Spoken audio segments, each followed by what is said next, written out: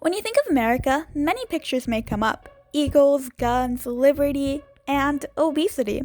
And you'd be right to think that, because as much as I'd love to disprove the image of America as a country riddled with obesity, the stereotype is true. Obesity is a growing problem in the United States. Approximately 41.9% of the adult population in the US is classified as obese. That is 2 in 5 people, and that's not even including those who are overweight. When overweight individuals are factored in, that number shoots up to 2 in 3 adults, the majority. But how is obesity defined? What exactly is it? The CDC classifies obesity as a chronic disease characterized by excess body fat. The most common way to measure obesity is through the body mass index, most commonly known as BMI. BMI is a measure of body fat based on height and weight. Someone who is obese has a BMI above 30. To put that into perspective, take the average American male above 20. He would be 5'10", weigh 198 pounds, and would have a BMI of 29, classifying him just shy of obesity and as overweight. It's important to keep in mind that BMI is a screening tool, not a diagnostic one. It is not a measure of individuals' health, but it is a powerful tool in showing the general trend of populations. And in the US, BMI is trending upwards. But why should you even care about obesity? The crux of the problem with obesity is its effects on health, quality of life, and life expectancy. Excess weight, especially obesity, diminishes almost every aspect of health, from reproductive and respiratory function to memory and mood. Obesity is linked with many health issues like type 2 diabetes, hypertension, coronary heart disease, stroke, osteoarthritis, sleep apnea, cancer, and mental illnesses such as anxiety and depression. People with class 2 and 3 obesity also see an increase in all-cause mortality. However, the issues with obesity don't end there. Obesity takes away from your wallet. $179 billion in annual healthcare costs are due to obesity. People who are obese annually spend $1,861 more in medical costs compared to those at a healthy weight. But even if you find yourself at a healthy weight, your taxpayer money is being used to fund someone else's healthcare. 11% of U.S. adult Medicaid expenditures are spent on treating obesity-related medical conditions. Through Medicare and Medicaid, federal and state governments finance half of all medical expenditures attributed to excess weight. The rate of obesity has shown no signs of stopping, but America didn't wake up obese overnight. So how did we get here? How weight gain happens is simple: calories in, calories out, energy in, energy out.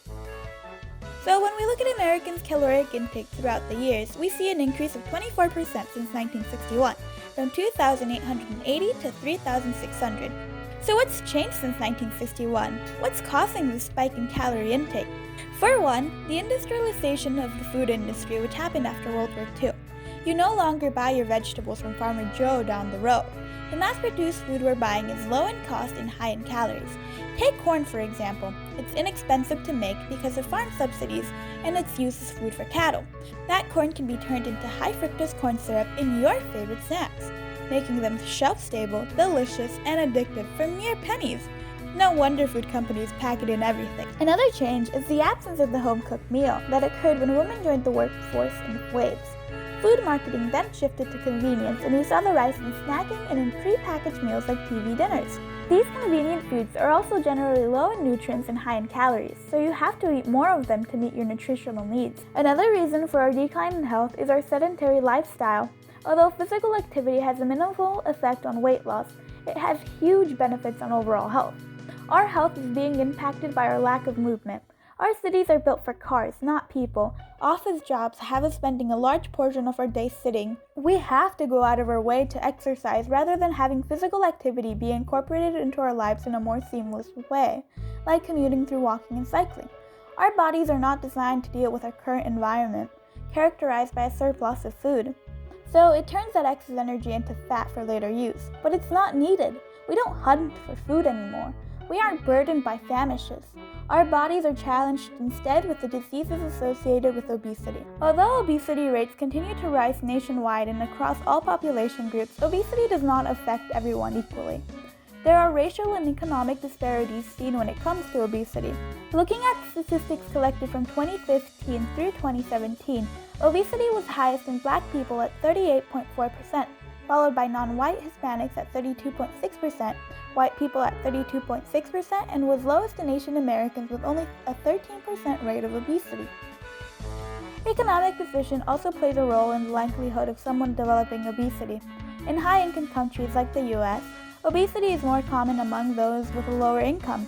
Many factors like food insecurity, educational levels, family history, and cultural differences also affect the rates of obesity. Obesity is increasing quickly. It's projected that by 2030, half of American adults will be obese.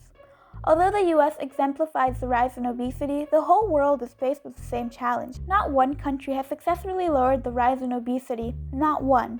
So is it all doom and gloom? Are we destined to live with the health consequences of obesity because our genes do not correspond with the environment we are faced with? What's the solution to this problem? Like any nuanced discussion, there is no one solution that can magic away the issue. Previous attempts to curb the obesity epidemic have put the onus on the individual to lead a healthier lifestyle. These approaches have not worked because obesity is not a choice. You can't just tell people to eat less and move more. It's not that simple.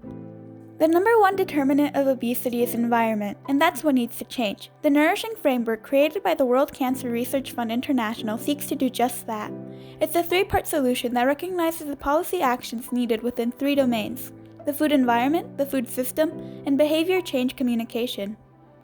It provides a package of policies that promote healthier eating and prevent obesity with options that allow policymakers the flexibility to shape a response suitable for their target population, be it on a more national level or on a more local level.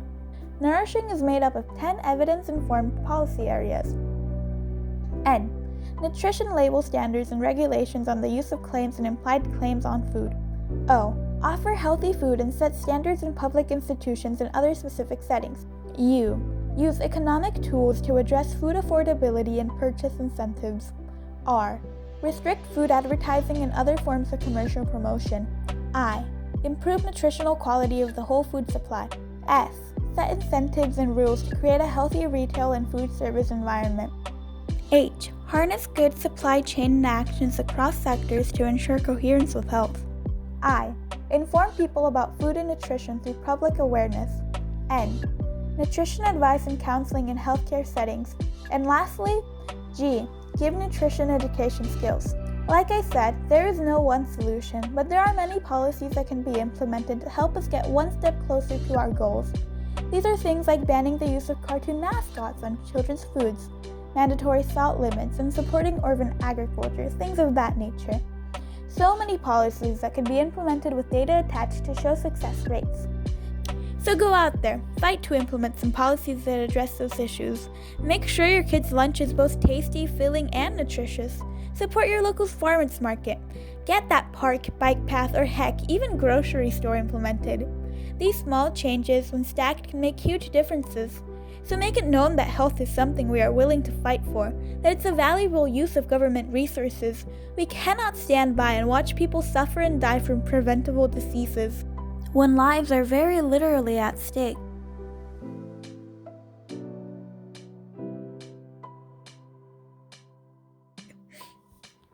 Thank you for watching. I am just a teenage girl.